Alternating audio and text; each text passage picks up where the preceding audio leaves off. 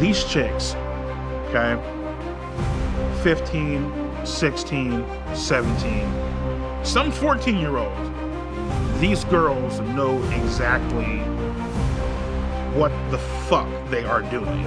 And obviously, you know, the guy being older, he's not supposed to be doing all that shit. Whatever, nigga, we get it.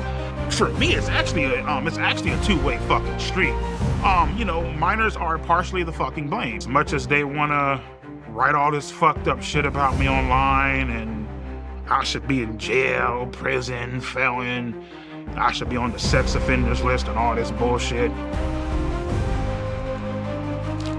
Guess what, bro? I'm a free man, bitch. I just watched a documentary Mike Clum created titled The Sick Mind of EDP 445, and I was not prepared for how unhinged, how diabolical, how absolutely disgusting and bizarre the entire thing would be. And I'm gonna tell you what I mean by that. While I was disgusted by the nature of EDP's actions, I was sitting there confused as hell by the tone of the documentary. At certain points, I couldn't tell if I was watching a documentary or a Marvel parody about the most evil villain to ever walk the earth. Let's talk about it.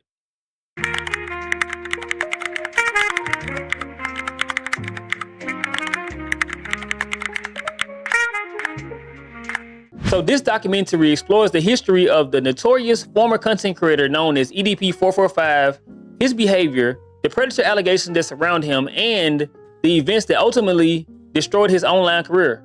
Now, I'm not here to minimize any of that, but not even 5 minutes in, I had asked myself, what the hell am I watching? Probably 5 times.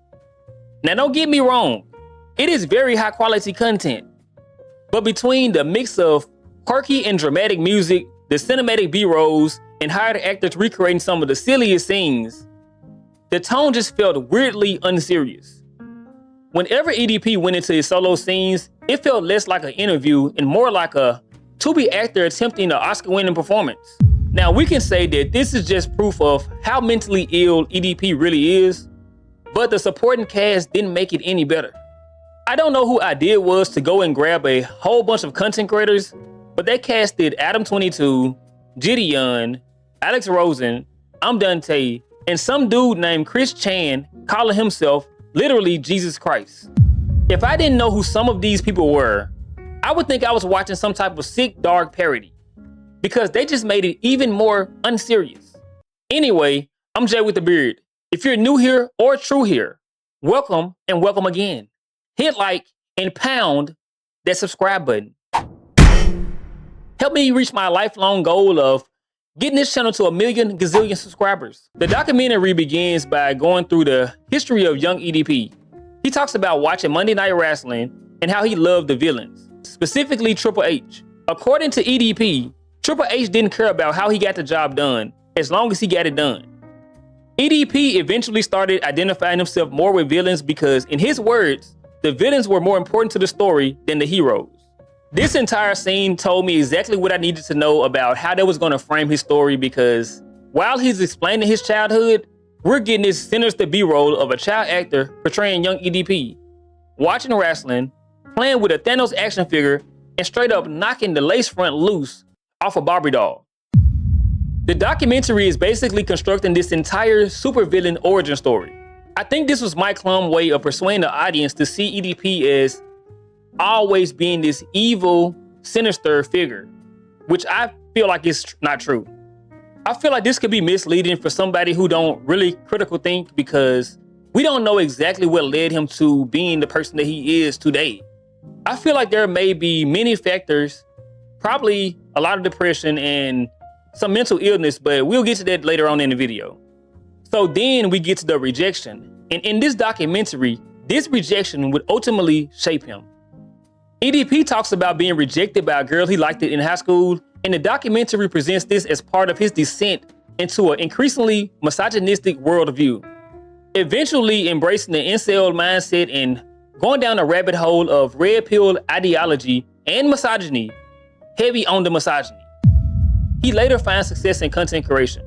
He gets the money, millions of subscribers, but despite all of that, he still struggles to interact with women his own age. So what does EDP do? he decides to risk it all and message underage girls. At that point in time, I was willing to do whatever the fuck I had to do to get some sort of attention. And right then and there, you fucked up because now something bad is about to happen. You know what I mean?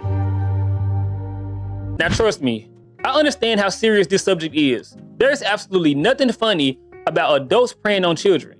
That's why the tone of this documentary threw me off so much. For me, the documentary don't really expose EDP. I think it exposes content creation culture. Throughout the documentary, we see multiple creators attempting to expose or give their opinion about his predatory behavior. But many of these people weren't necessarily approaching the situation like serious interviewees.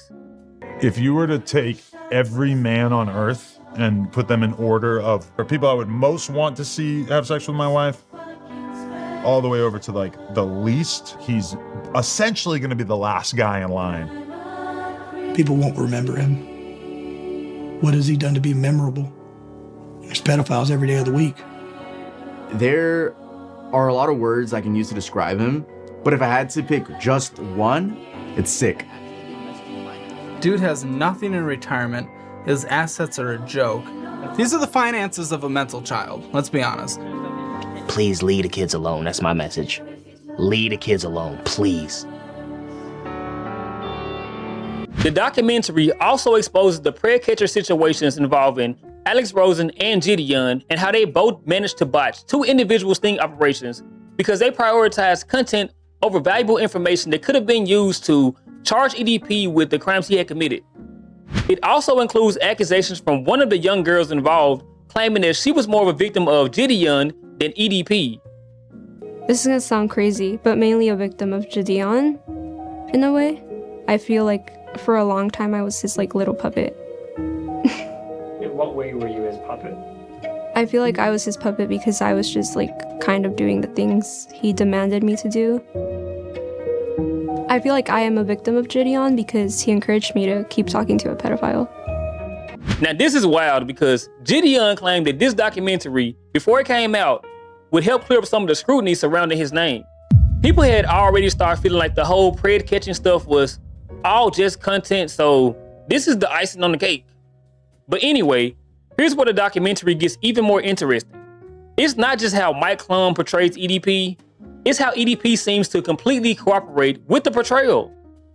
Mike Clum is essentially constructing this cinematic image of the most notorious predator on the internet. And EDP is sitting there with no pushback, like, yeah, that's me. It's almost like EDP wants to be remembered as this legendary internet villain. Maybe he's just accepted his fate. Maybe he don't understand how bad the image is. Maybe he thinks in his mind, being infamous is better than being forgotten.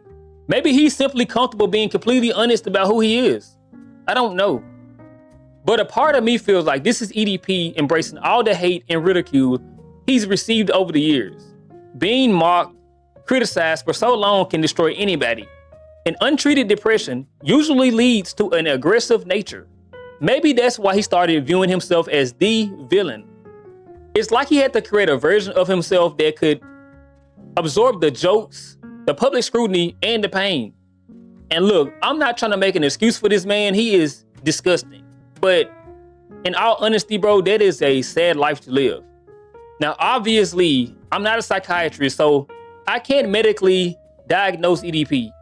But watching this documentary, there is clear proof that there are some things going on mentally.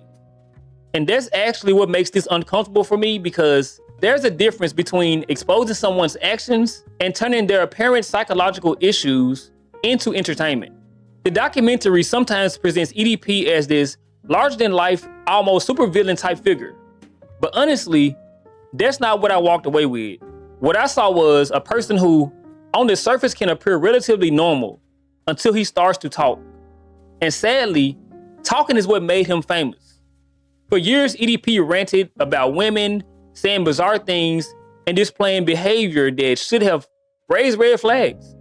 The reason people watched him was because they thought what he was doing was ridiculous or entertaining.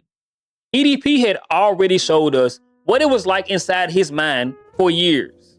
people just thought it was funny.